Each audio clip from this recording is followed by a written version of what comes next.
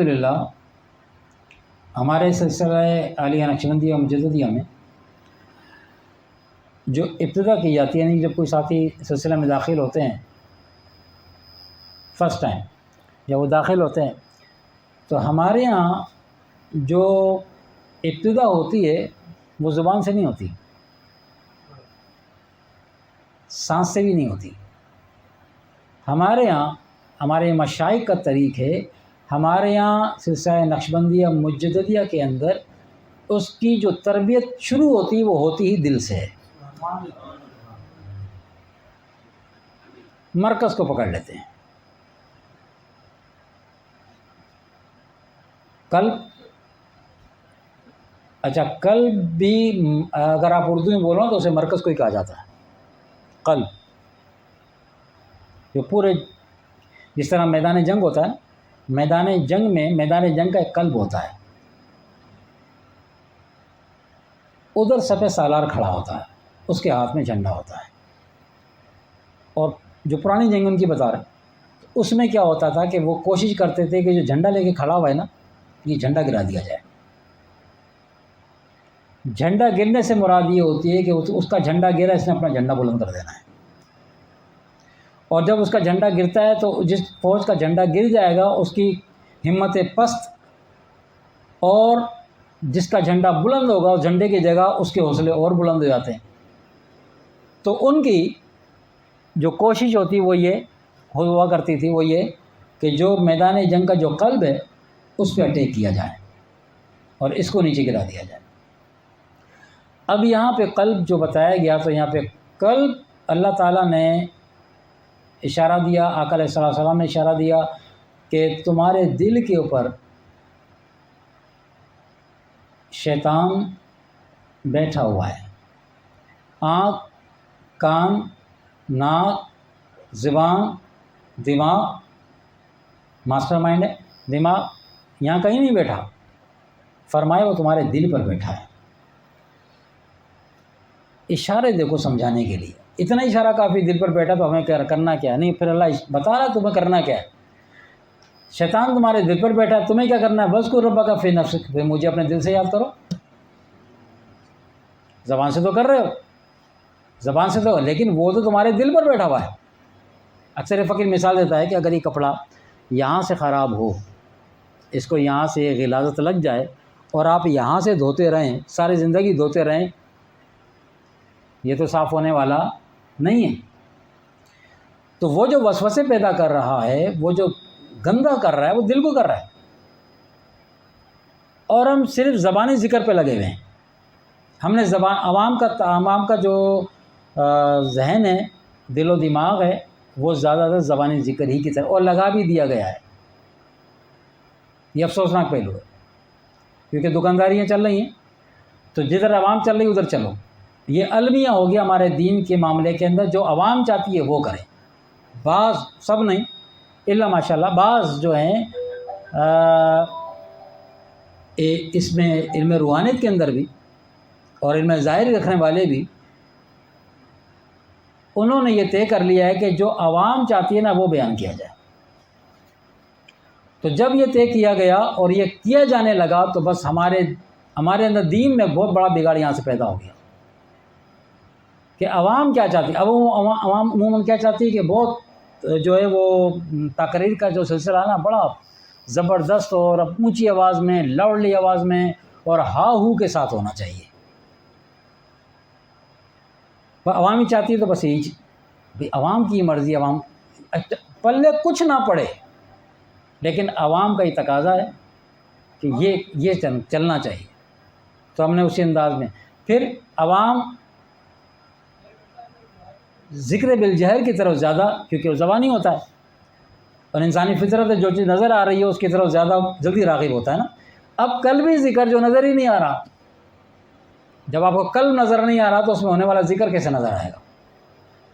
یہاں تو صرف قلب کی بات نہیں، اس وقت آپ کو 7 لطائف کی بات آئی، 7 لطائف موجود ہیں، قلب کے علاوہ 6 اور ہیں، 2 قلب پر اور ہیں۔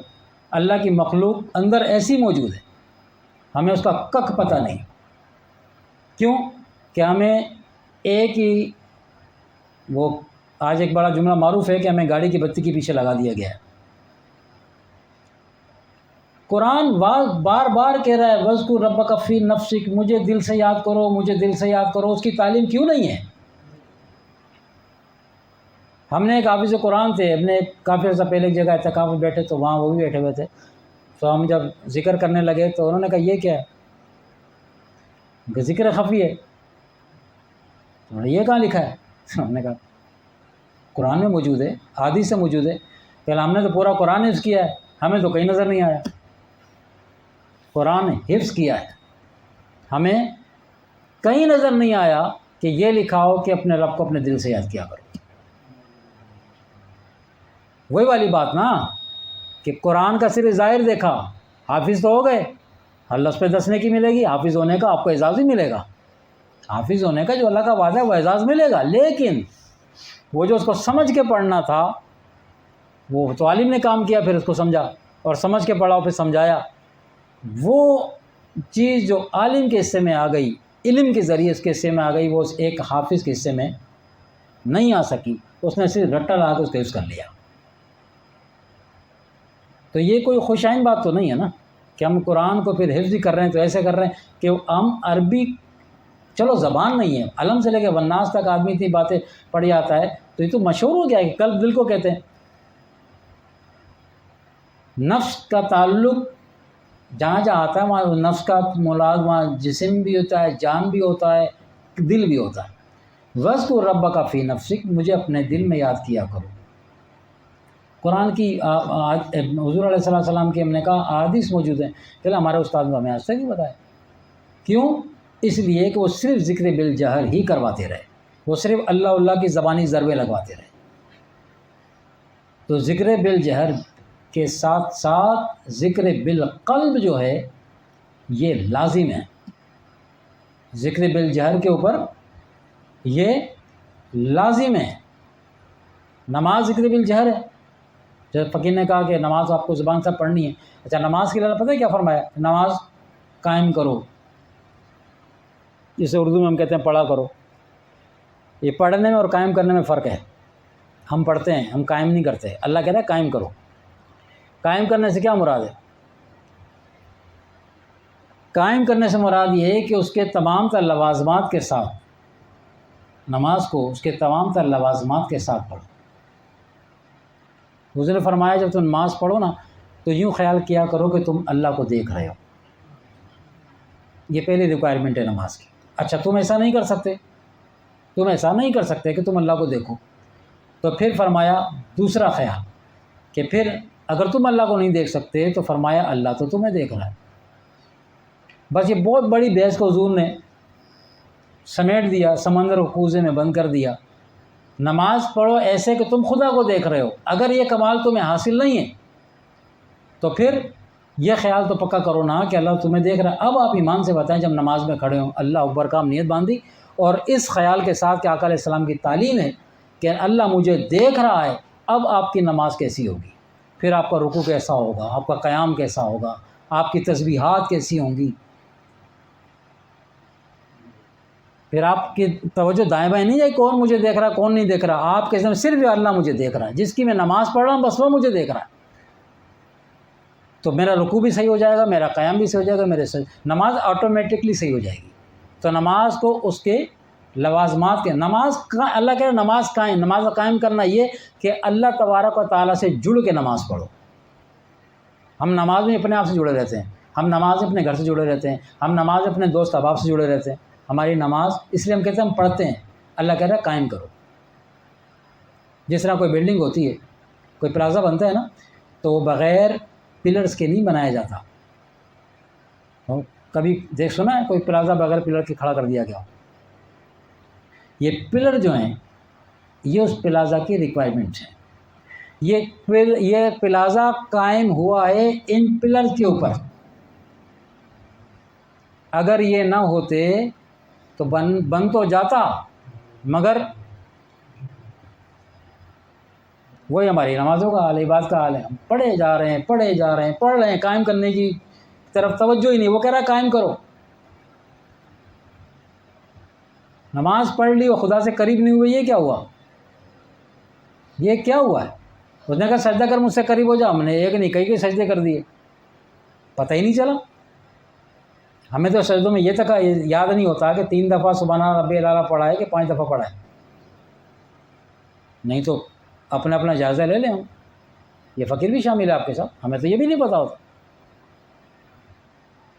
تو اللہ کا وہ نماز میں جو نماز جس مقصد کے لیے ہم سے پڑھائی جا رہی ہے، وہ کہہ رہا ہے بندے سجدہ کر مجھ سے قریب ہو جا، کہ تو سجدہ کر میں تجھے اپنا قرب عطا کروں گا، میں تجھے اپنے اور قریب کر لوں گا، میں تو تیرے قریب ہوں، تیری جان سے بھی زیادہ میں تیرے قریب ہوں۔ اللہ نے فرمایا نا میں تمہاری شعر سے زیادہ، وہ تو قریب ہے، اب دوری تیرے اندر ہے، دوری تیرے اندر ہے، سجدہ کر اور مجھ سے قریب ہو جا۔ پھر سجدہ کون سا کرنا ہے؟ وہ جو میرے حبیب نے تمہیں اشارہ دیا ہے نا کہ نماز پڑھو تو ایسے پڑھو کہ تم رب کو دیکھ رہے ہو، نہیں تو پھر اللہ تو تمہیں دیکھ رہا، پھر میں تو تیرے کو دیکھ رہا ہوں نا، کم سے کم اس یقین کے ساتھ تو باقی معاملات میں تو نہیں کرتے، دنیا کے معاملات میں اللہ دیکھ رہا ہے نہیں دیکھ رہا سب چل رہا ہے، سب چلا رہے ہوتے، کم سے کم جب نماز کے لیے ٹائم نکال ہی لیا ہے اور ہم نماز پڑھتے ہیں تو کم سے کم اس خیال کے ساتھ، اس تصور کے ساتھ، یہ تصور کم سے کم نماز میں تو قائم ہو جائے۔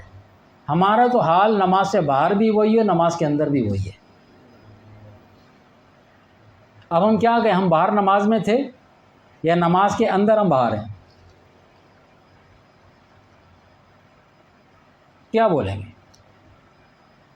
تو ہم پڑھ رہے ہیں، ہم قائم نہیں کر رہے، ہم پڑھ رہے ہیں۔ جیسا اس فقیر نے پہلے بھی آپ سے کہا تھا کہ ایک ہوتا ہے تسبیح پھیرنا اور ایک ہوتا ہے تسبیح پڑھنا، تو پھیرنے میں اور پڑھنے میں یہ فرق ہوتا ہے۔